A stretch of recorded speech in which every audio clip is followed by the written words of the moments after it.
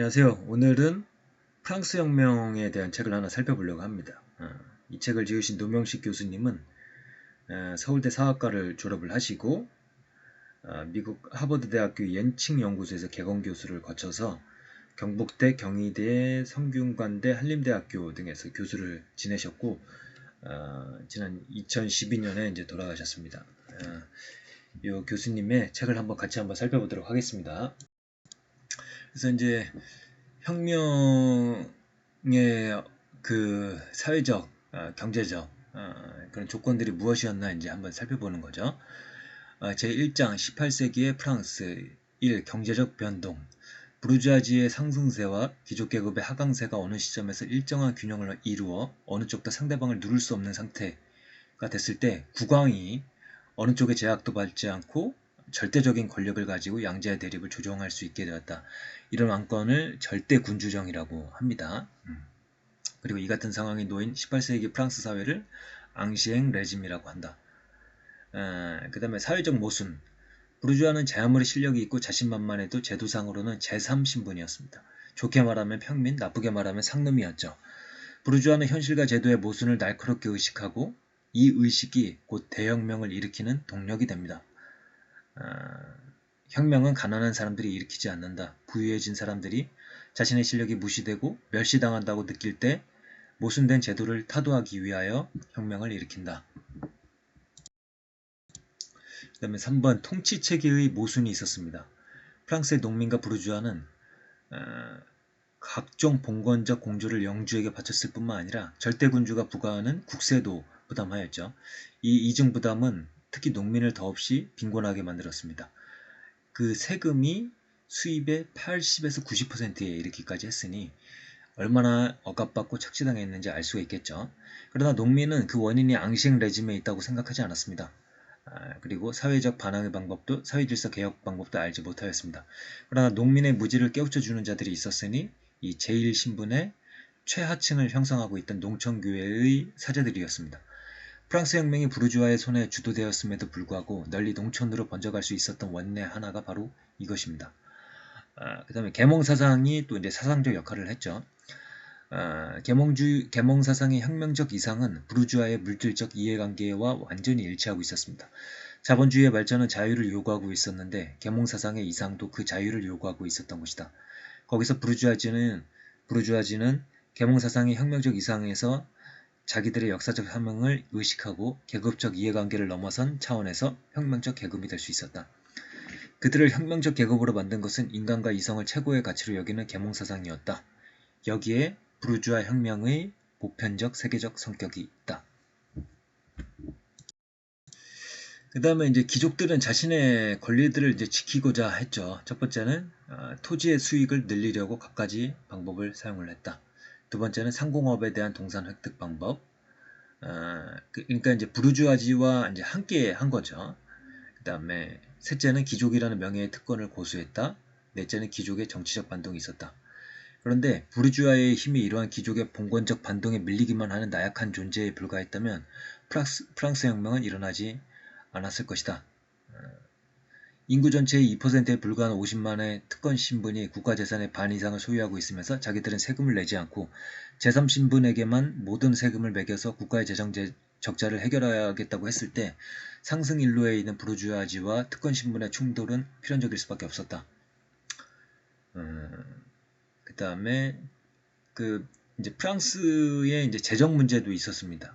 미국 독립전쟁을 돕기 위해 프랑스가 쓴 돈은 무려 20억 리브로였다. 그 다음에 1786년에 영불 통상조약은 영국 공업제품을 수입함으로써 프랑스 공업에 타격을 주었다. 자기들이 지른 불이 절대 왕권을 태우는데 멈추지 않고 자기들마저 다 태워버릴 부르주아 혁명으로 번지리라고는 꿈에도 생각지 못하였다. 그러니까 이제 귀족들이 이제 절대 왕권에 대해서 이제 반항을 하거든요. 그런데 그게 이제 부르주아 혁명으로 번지게 된다는 것이죠. 그래서 이제 여러 원인들에 의해서 이제 혁명의 제1막이 이제 열리게 됩니다. 제3신분 의회는 제3신분이라는 특정 계층의 대표가 아니라 프랑스 국민이라는 일반 의지의 대표기관이 되어 국민의회라는 명칭을 쓰게 됩니다. 그러니까 이제 3부회라는 거를 이제 소집을 하게 되거든요. 거기서 이제 이 제1신분, 제2신분, 제3신분들이 모여서 이제 회의를 하는 건데 거기에서 이제 실망한 제3신부들이 따로 제3신분 의회를 이제 열게 되고 이것이 이제 국민의회로 이제 발전하게 된 거죠. 그래서 이제 국민의회가 프랑스의 새 주권자가 되게 됩니다. 그리고 이제 기존의 주권자인 왕과의 충돌이 일어나게 된 거죠. 그러나 이제 왕은 이제 정신을 못 차리고 군대를 통해서 진압을 하려고 합니다. 그런데 이 군대 이동의 낌새를 알아차린 파리의 제3신분 선거위원 400명이 재빨리 행동으로 옮겨 국민의회와 긴밀한 연락을 취하는 한편 국민자위대를 조직하고 나섰다. 부장한 폭동 시민이 학정과 봉건제도의 상징이었던 바스티유 감옥을 점령하였다. 혁명에 굴복한 왕은 자신의 왕위를 보존할 수는 있었으나 그의 머리 위에는 프랑스 국민, 그 대표기관인 국민의회라는 새 주권자가 있다는 것을 승인하였다. 그래서 이제 봉건제도의 폐기를 선언하게 됩니다. 그리고 이거는 하나의 큰 사회혁명이었죠. 그리고 인권선언도 이제 하게 되고요. 8월 12일부터 토론하기 시작해 26일에 채택하였다. 인간이 가지고 있는 타고난 양도할 수 없는 신성한 권리들을 엄숙한 선언을 통해 명시하기로 결의하였다. 아까 이제 말씀드린 이게 이제 프랑스 혁명이 결국에는 이제 부르주아 혁명인데 부르주아 계급들이 자신들이 돈을 가지고 있고 그러나 이제 제3신분에 머물러 있고 세금은 다 내고 그러니까 이제 열받아 가지고 이제 혁명을 하게 되는 거죠. 그런데 이제 그거를 이제 뒷받침해 주는 것이 이제 이런 이제 계몽 사상인 거죠. 계몽 사상은 인간의 자유를 이제 선포를 하는 건데 그게 이제 이 부르주아의 자유주의적인 그런 성향하고 이제 맞아 떨어지게 된 거죠. 그래서 이런 인권 선언도 하게 되는 거죠. 그리고 이제 그 파리 민중이 이제 강제 천도를 이제 시도를 하거든요. 그래서 이 강제 천도, 그러니까 수도를 옮긴다, 베르사유에서 파리로 옮긴다.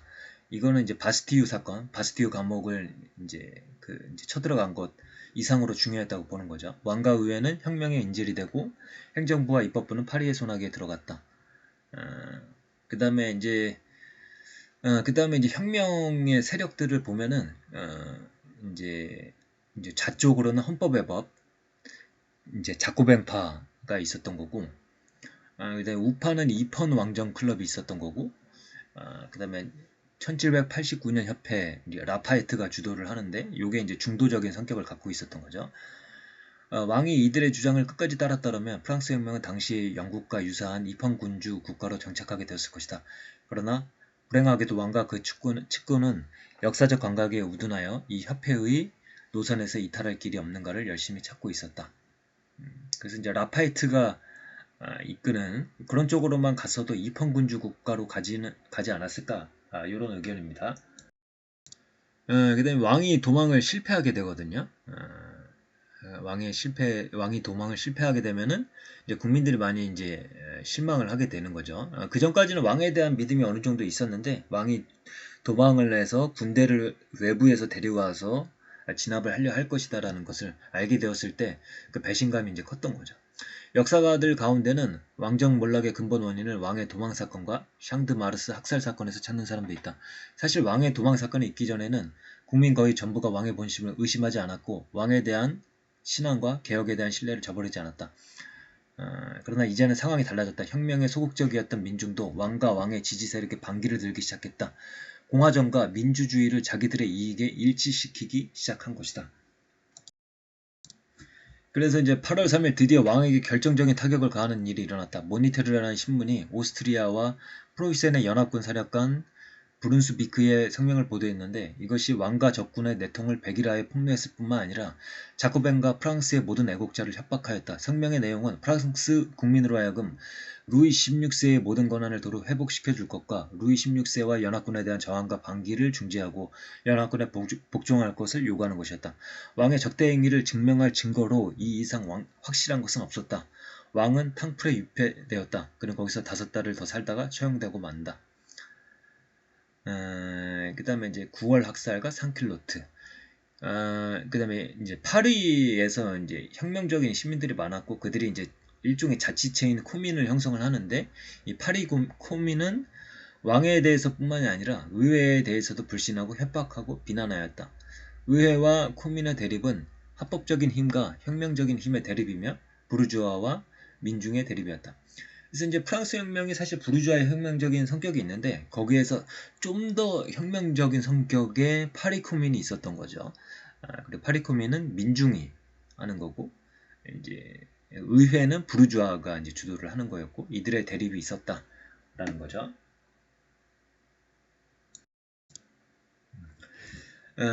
그리고 이제 이제 그 프랑스 혁명을 주도하는 세력들 간의 다툼이 있었습니다. 그래서 지롱드파가 몰락하고 에베르파와 당통이 몰락을 하고 이런 과정이 있었습니다.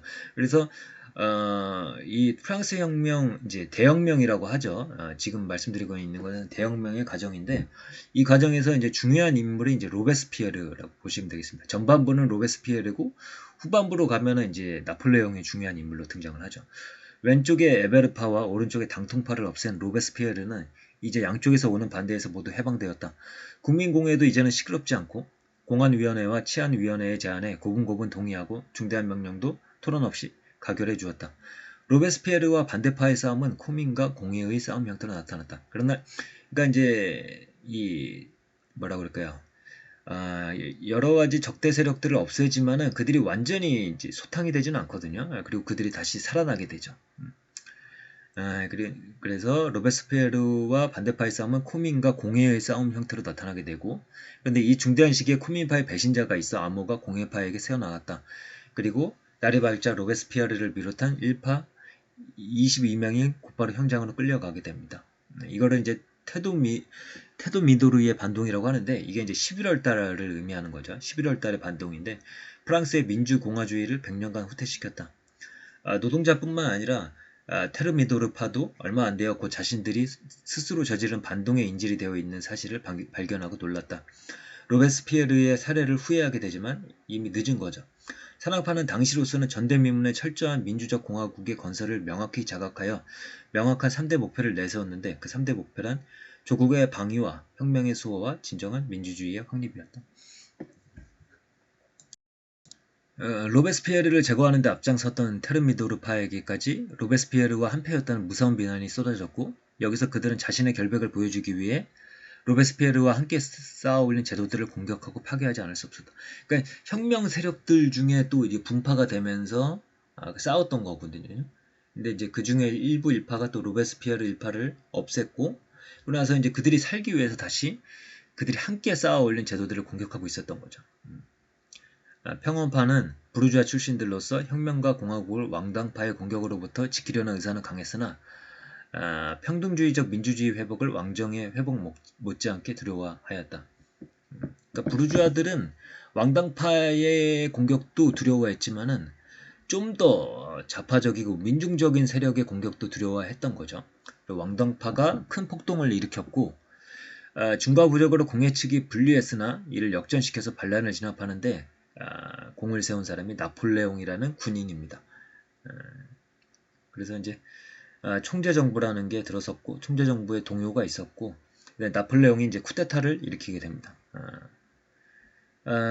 혁명 정부가 전쟁을 시작하면 혁명은 결국 군인 독재의 손으로 넘어가게 되리라는 로베스피에르의 말이 그대로 맞아 떨어졌다. 10년간의 혁명은 이제 한 군사 모험가의 지배로 그 막을 내렸다. 그래서 이제 나폴레옹 시대가 열립니다. 나폴레옹은 국민을 명령에 따라 재빨리 움직이는 병사들로 여기고 자신을 그 부대장으로 생각을 하였습니다. 나의 권력은 나의 명예에서 유래하고 나의 명예는 나의 전승에 유래한다.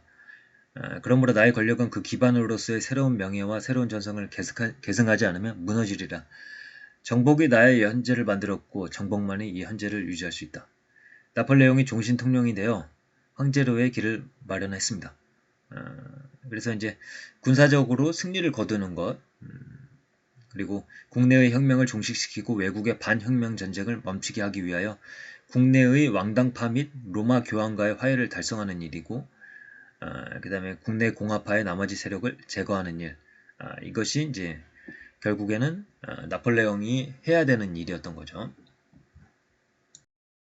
그래서 이제 로베스피에르가 좀 더 이제 좌파적이었다라면은 이제 그것을 이제 뒤엎은 게 이제 부르주아지라고 볼 수가 있겠는데 이 부르주아들의 혁명은 불완전했습니다. 이거를 이제 완성시킨 게 나폴레옹이라는 거죠.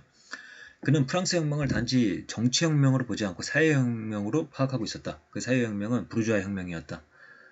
그래서 이제 그것을 위협하는 세력은 오른편의 왕당파, 왼편의 평등주의였다. 부르주아지는 이 둘을 다 제거해야 했다. 테르미도르의 반동은 후자의 위협을 제거하려 했으나 오히려 전자의 위협을 가중시켰다. 총재정부는 부르주아적 안정이라는 과제를 제대로 수행치 못하고 갈팡질팡했고 부르주아지는 매우 불안하였고 이때 등장한 것이 나폴레옹의 군사독재였던 거죠. 한마디로 당시 프랑스 자본주의는 아직 미성숙의 단계에 있었기 때문에 부르주아 혼자의 힘으로는 정치적 안정을 확립할 수 없었고 결국 군사독재의 힘을 의지하게 되었다는 거죠. 그래서 이제 나폴레옹은 영국의 식민적 상업적 우월권을 누리지 못하면 프랑스에 대한 자기의 지배권을 강화할 수 없다고 판단하였습니다. 그리고 영국의 번영은 해외 식민지에 의존하고 있는 상업적인 것이므로 그는 결국엔 영국의 해상권을 겨냥을 하게 되죠. 그런데 이제 영국이 트라팔가르 전투에서 승리를 해서 결국엔 제해권을 확보하게 되고 나폴레옹은 영국 상륙을 영원히 포기하게 됐습니다. 바다를 지배할 수 없는 한 영국을 누를 수 없고 영국을 누를 수 없는 한 대륙의 지배권을 확보할 수가 없게 되는 거죠. 그래서 이제 나폴레옹은 결국에는 경제적으로 영국을 봉쇄하기로 생각을 합니다. 그래서 대륙 봉쇄력을 이제 하는데요. 그게 이제 그 유럽 지배는 영국을 항복시키기 전에는 완성될 수 없을 뿐만 아니라 영국이 건재하는 한 나폴레옹의 대륙 지배도 언제든지 무너질 수 있기 때문에 영국을 경제적으로 항복시키려는 작전을 이제 펴게 된 거죠. 영국을 군사적으로 항복시킬 수 없다는 것은 트라팔가르에서 실증되었기 때문에 부득이 경제적 작전을 쓰게 된 거죠.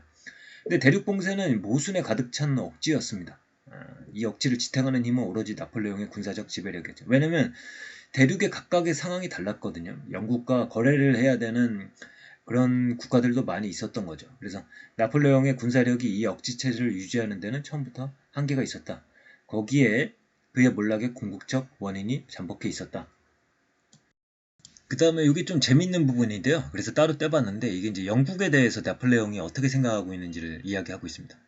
공업가들은 욕심이 끝이 없고 생산량이 많아질수록 생산량을 더 높일 것을 생각한다. 가령 노무자를 1000명을 쓰고 있다면 10,000명이라는 수에 이르는 것밖에 꿈꾸지 않는다. 그리고 재산의 야심만이 그들을 유혹하는 것이 아니라 정치적 야심도 그들을 바로 사로잡는다. 그러므로 지나치게 공업이 발전하면 조만간 정치에 큰 혼란을 일으켜서 그 나라의 정부를 비정상적인 상태로 떨어뜨린다. 영국은 이 예에서 벗어나지 않는다. 공업이 발전할수록 생산물의 유통을 보호하기 위하여 세력을 확장하지 않으면 안 된다. 그러므로 영국은 산업화하면 할수록 호전적이 될 운명에 놓여 있다. 나폴레옹은 근대 자본주의 국가에서 상품 시장을 매개로 하여 필연적으로 연결되는 경제와 정치의 관계를 파악하고 있는 동시에 산업이 발전하면 해외 시장을 확장하기 위하여 전쟁이 불가피하다는 것을 간파하고 있다. 그래서 이제 나폴레옹의 몰락이 시작됩니다. 일단 나폴레옹이 교황령을 점령하고 병합을 하는데 이게 이제 나폴레옹의 큰 실책이었죠. 각국의 가톨릭 교도들이 상상 외의 큰 충격을 받게 됩니다. 특히 이제 스페인 국민에게는 애국심과 가톨릭 신앙과 왕실에 대한 충성이 하나였기 때문에 이 스페인 국민들이 이제 반란을 일으키게 되죠. 이게 이제 하나의 징후였다면 결정타를 날린 것은 결국엔 러시아 쪽에서 일어나죠. 대륙 봉쇄로 가장 큰 손해를 보고 있는 것이 러시아의 지주 계급이었다. 영국은 러시아의 밀, 목재, 대마, 수지의 가장 큰 시장이었다.